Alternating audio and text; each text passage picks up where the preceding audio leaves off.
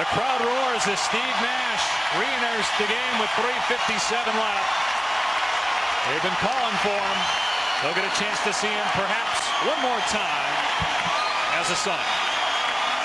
Steve Nash, man.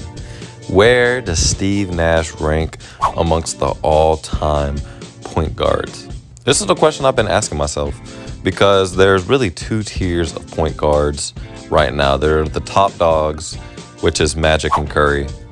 And then there's this gray middle of the pack area, which consists of Jerry West, CP0, Stockton, Oscar Robertson, Isiah Thomas, Jason Kidd, Russell Westbrook.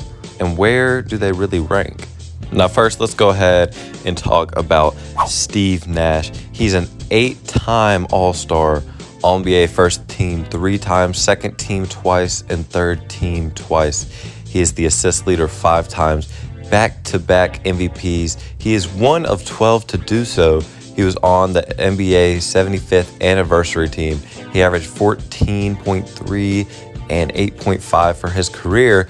With the Suns, he averaged 14.4, 9.3, and 3.1 on 50, 40, 90 splits on 3 turnovers a game. Now let's get more into his individual performances, more so his accolades. During the 2005 and 2006 playoff runs was definitely his best stretch of basketball. In 2005, he averaged 24 and 11 and a half and 5 rebounds, while his turnovers and efficiency went up and down. That's expected when the volume and production goes up. The Sun reached the Western Conference Finals and met the juggernaut that was the Spurs. The Spurs end up winning this series in 5, but the Suns really did give it their best effort, and this was their best chance to win a title, as the Cavs got swept in the NBA Finals. This was LeBron's first Finals, and I believe Steve Nash and the Suns could have won this if they wouldn't have ran into the Spurs. Now, going into the 2006 season, it was the second of Nash's 2 MVPs, and it's pretty much rinse and repeat. Nash was the team's system that year, and he averaged 19 and 11, and very close to 50, 40, 90. We're just going to go ahead and say 50, 40, 90. In the playoffs, he bumped it up to 21 and 10 and lost in 6 games in the Western Conference Finals to Dirk's Mavericks. Now, I don't think they would have won the title this year if they would have made it to the finals. I think Shaq and Dwayne Wade and the refs would have been too much for them to handle. But overall, I think this was their second best shot. This will be my last point on Steve Nash. But the main counter argument for Steve Nash is he did not deserve those 2 MVPs. And I'm here to debunk that really quickly. All I'm going to say is the MVP is the most valuable player, and Steve Nash was for sure the most valuable player on his team. He brought the Suns from a 29-win team to a 63-win team from year to year. 29 wins when he wasn't there, came in the next year and brought them to a 63-win team. And that, to me, is deserving of the MVP. He put up great numbers. A lot of people say Kobe should have won it, but Kobe was on the 8th-seeded Lakers, which I just don't think that an 8th seed can get the MVP. Next is Jerry West, the logo. He averaged 27, 7, and 6 for a career, and I know those numbers are way better than Nash's numbers, but you have to take era into accountability here. He only played with 17 teams in the league, and yes, he is an NBA champion with a Finals MVP, but the Finals MVP he won was in a losing effort. The first ever Finals MVP went to a loser, and it was Jerry West. But he did end up winning a championship in 1972. He's a 14-time All-Star, but I don't think that he's better than Steve Nash.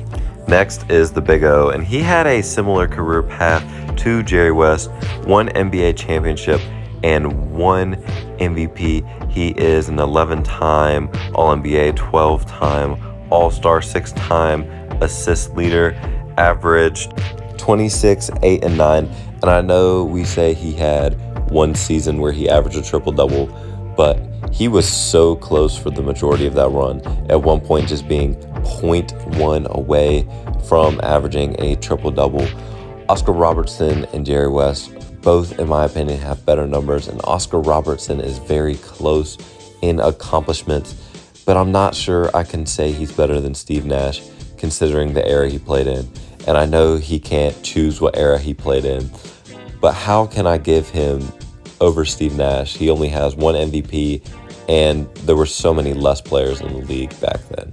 Now, with CP3, I know a lot of people bully him and a lot of people don't like him right now, but the truth of the matter is he is a great all-time point guard. At one point, he finished second in MVP voting. I don't recall the year, but also with that being said, his story is still being written. I think Chris Paul with the ring is over Steve Nash, but unfortunately for Chris Paul, he does not have a ring. He's an all-NBA 11 times, 4-time first team, 5-time second team, and 2-time third team. This last few outings with the Suns have not been the most amazing, but he did make it to the finals back in 2021 and was 2 games away from knocking off the Bucks, which in my opinion would have put him over Steve Nash. He averages 18 and 9.5 for career at the moment. I expect these numbers to go down because his production just isn't the same nowadays. And now with him in Golden State getting ready to run the backup unit, I'm not sure if him winning a championship this year or within the next few will change his spot in history. But in my opinion, Chris Paul does not have over Steve Nash. Next is John Stockton, and he is the hardest player to rank on this list. He played 18 seasons in the NBA, which is a very long career, with his first 3 being irrelevant and his last 2 also being irrelevant. For a career, he only averaged 13 and 10, but his best season came in 1990, where he averaged 17 and 14.5, led the league in assists 9 times, is the all-time assist leader, led the league in steals 2 times, and I also heard from his coach, not personally, but just in an interview, that he has never lost a sprint in practice. That is real determination. John Stockton is such a hard player to rate because Michael Jordan was in his era, and I believe he may have been able to win an MVP if it weren't for Karl Malone and Michael Jordan. I also believe he definitely would have won a ring, probably 2 or 3, if Michael Jordan had not been in the league throughout the 90s. Unfortunate for John Stockton. He also made the all-defensive team 5 times, but just narrowly, I'm going to give this one to Steve Nash. Lastly, we have Isiah Thomas. No, not this Isiah Thomas. This Isiah Thomas, the one from the Bad Boy Pistons. Now, Isiah Thomas averaged 19 and 9 for his career, his best year coming in 85, where he averaged 21 and 14, and those are amazing numbers. Now, Isiah Thomas's main thing over Steve Nash is that he's a 2-time champion and 1-time finals MVP, going back-to-back in 89 and 90. In my opinion, Isiah Thomas should be a 2-time finals MVP, but they gave it to Joe Dumars, and history is history. Now, I think Isiah Thomas actually has the best case over Steve Nash, and I'm going to give it to him. His numbers are better. The only thing Isiah Thomas happens to be missing is an MVP, and I think his other accolades make up for it. Russell Westbrook. Now, look, I'm just going to go ahead and say it. I don't think he has enough to be over Steve Nash. The 2016 MVP was the craziest season I have ever got to watch personally with my eyes, but he does not quite lead a team like Steve Nash does. So for that reason, I'm going to have to put him under Steve Nash. Now to the final verdict. But Daboi EZ, what about Jason Kidd? He is not as good as you remember. Anyways, drum roll, please. Yo, what was that drum roll? Run that back. This is the final list. Peace out.